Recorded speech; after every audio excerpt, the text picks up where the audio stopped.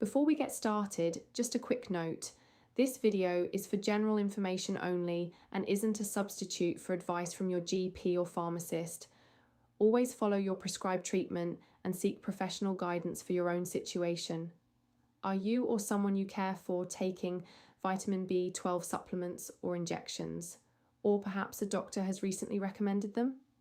Knowing what to expect from treatment, including any potential side effects, can make the whole process feel a lot less daunting. So why does deficiency become more of a concern as we get older? As we age, the stomach produces less acid, which makes it harder for the body to absorb B12 from food. Some people also develop a condition called pernicious anemia, where the body can't absorb B12 properly at all. On top of that, certain medications commonly taken by older adults can interfere with B12 levels over time. The good news is that B12 supplementation is generally considered safe and well tolerated. B12 is a water-soluble vitamin, which means any excess is excreted by the body rather than building up to harmful levels. Toxicity is considered virtually unknown in older adults. That said, like any treatment, there are some side effects worth knowing about. If you're receiving intramuscular injections, which is the standard route recommended in UK guidance, you might notice some pain, redness, swelling, or bruising at the injection site. This is quite normal and usually settles within a day or two. Rotating injection sites can help.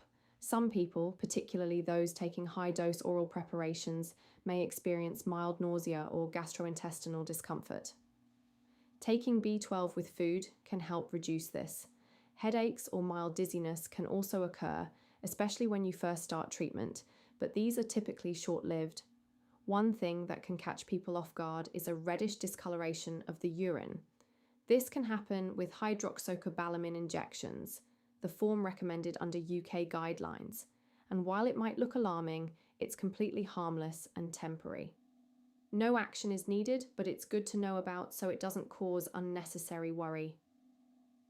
In rare cases, particularly in people with severe or long-standing deficiency, starting treatment can cause a drop in potassium levels, a condition called hypokalemia. This is more of a concern if you're also taking diuretics. Symptoms can include muscle weakness or an irregular heartbeat, so if you notice either of those after starting treatment, speak to your doctor promptly. Skin reactions like a rash or generalized itching are uncommon but do occur in some people. If this happens, let your doctor know.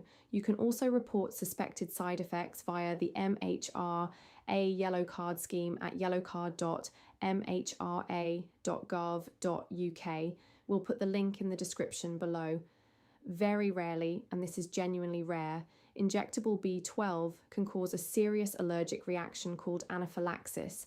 Signs include difficulty breathing, swelling of the face or throat, hives, or fainting. This is a medical emergency. If you or someone nearby experiences these symptoms, call 999 immediately.